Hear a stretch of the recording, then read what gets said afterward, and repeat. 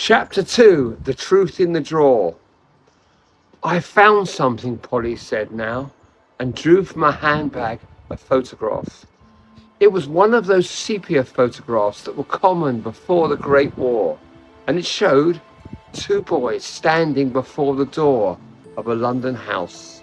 The younger, which was actually Digory himself, looked solemn and rather small, and he stood with his hands clasped in front of him, almost in prayer. But the elder boy, Matthew, was captured in a curious attitude, his right hand raised to the doorframe, fingers extended as though in the very act of tapping. Your mother gave this to me before she died last spring, Polly said.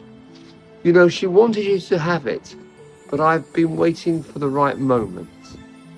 Digory stared at the photograph, at Matthew's hand, frozen forever in that familiar gesture. 3 taps, he said quietly. 3 taps.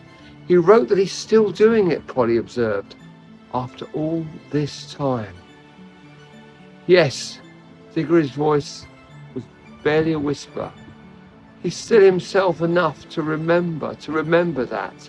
Still himself enough to keep that ritual. He looked up at Polly, and there was something like wonder in his face, and something like horror.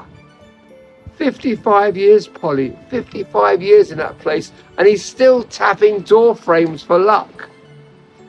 The vases, Digory. Polly's voice was gentle but firm. We must try them. You know we must. But we don't even know what they do. Matthew gave no instructions.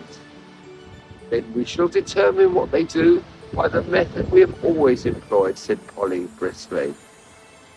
We shall apply our intelligence, attempt to remember everything we know about such things, and proceed with appropriate caution. You remember, Digory, it's what we did when we were 11 years old, and I see no reason why we should be more timid now that we are 70. But the rings, we buried them, Polly, in the garden of the old Kettley's house. Do you remember? We'd have to go back and dig them up. And the house has been sold twice since then. And Polly reached into her handbag and produced a small wooden box. Digory stared at it. Hey, you didn't think I'd leave them buried forever, did you? Polly said, with something like her old mischief. I dug them up, years ago, just after the war ended, when I realised the Kettley's house was going to be demolished for a new block of flats. They've been sitting in my desk drawer ever since, I suppose, she added dryly. You know, we both have drawers with things in them we haven't quite known what to do with. Digory opened the box. Inside, nestled in velvet, lay the yellow and green rings, looking exactly as they had 59 years ago, when he and Polly had first used them as children.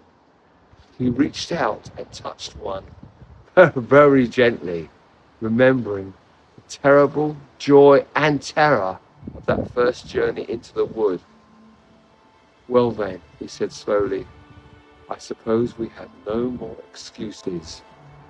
No, Polly agreed. We haven't.